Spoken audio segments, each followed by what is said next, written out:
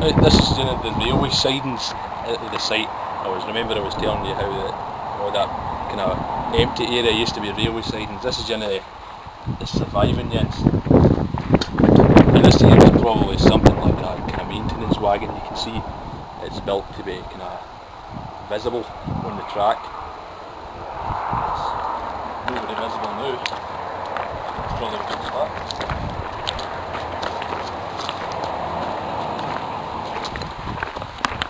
The wagon's just coming up to here.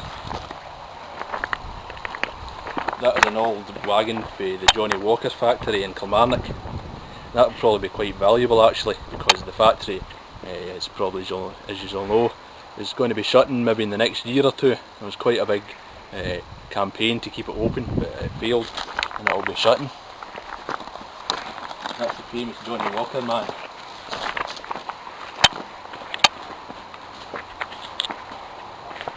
Well, that is Johnny Walker actually.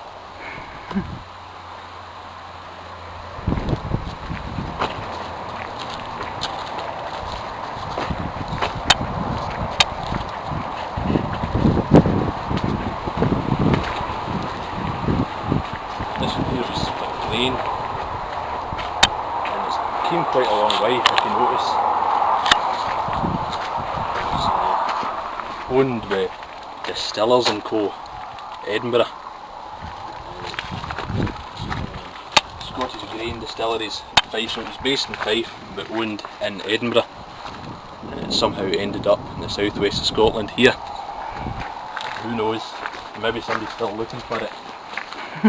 Somebody would be sitting in an old folks home somewhere saying, where did that wagon go? I can't sleep thinking about it. This is another inn for Edinburgh. This is the famous coal wagons used for the open cast at the Melton. There's still a wee bit coal mining going on, even though it's all open cast these days. And they still use wagons like this from time to time. Usually they're bigger and kind of maroon coloured now, but from time to time they're still used. They were certainly used when we were younger.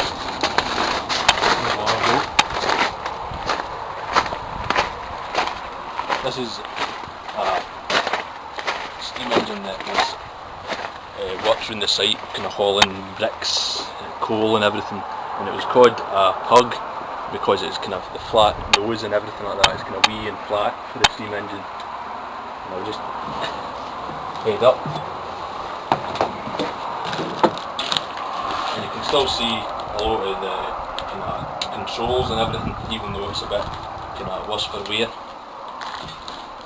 It's all quite interesting. Yeah, I'm going to be a stunt man, I'll be John Wayne.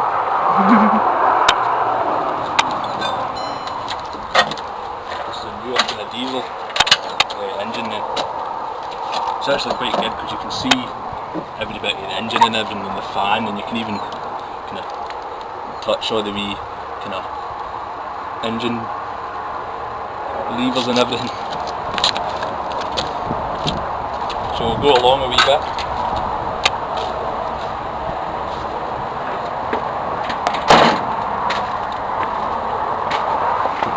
Controls in here again. I think this would have been an amazing job. Better than a lot of jobs you get these days, whether they be pushing trolleys or working behind a counter or something. I can imagine myself actually enjoying this. It is though, the one drawback is it's a two-seater cabin, so you might be lucky, you might get somebody decent to work beside, and then again you might be unlucky. That's always the problem.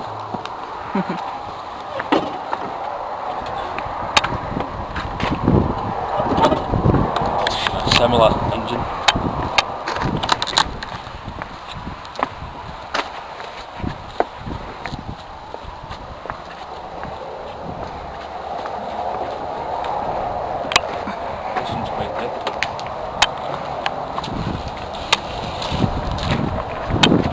Maybe see if you can come up here. I'll get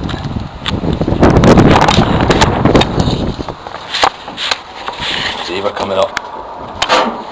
Don't see that every day. The other lassie in the country would do that.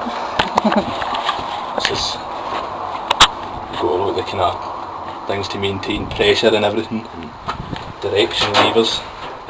And this here is the speed thing, speed lever. Speed 1, 2, 3 and 4. Probably went to about 40 mile an hour I would say. And its handbrake should be checked to ensure it's firmly applied. Obviously, for safety reasons, you could end up in somebody's death if it wasn't. There's a air pressure, brake air pressure, engine oil pressure and gearbox pressure. And that's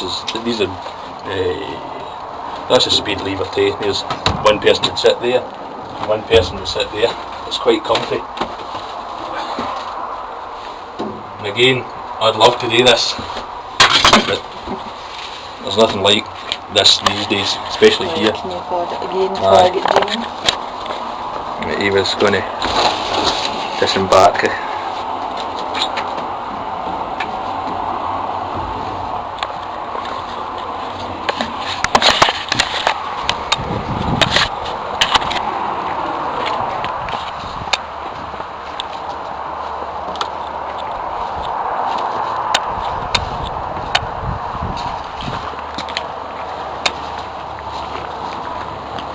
Similar engine again, but this one's quite fascinating actually, because if you come up here and look at this sign, what does it say? Ministry of Supply. So that would mean that this was used during the Second World War, and I know how that. I know that for certain, because if you come over here,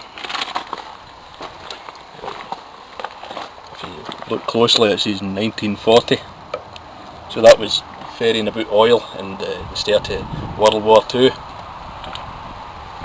and it's still in really good condition.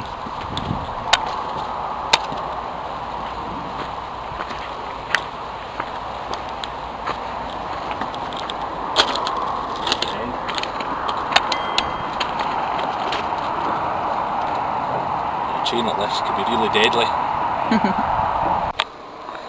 And what you see here is called the retaining wall, and what this used to be is where all the blast furnaces were for the ironworks. This is probably the oldest part of the site, or one of the oldest bits, and down here where you see all this grass, this used to be called pig beds, because it was pig iron, and it was called that because it ran out for the furnaces into wee kind of channels, and it seemed all the channels together looked like the shape of a pig, and that's how it was called pig iron.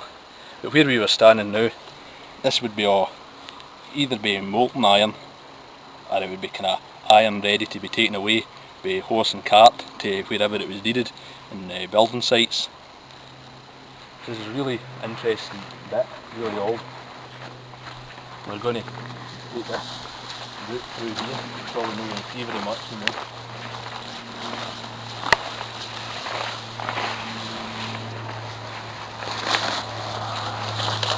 All this here would be through activity.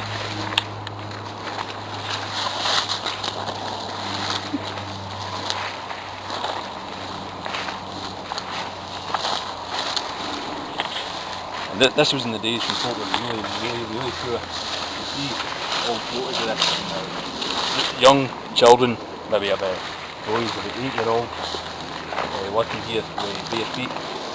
And obviously that could be deadly. Molten iron got to your feet, that would... Ow!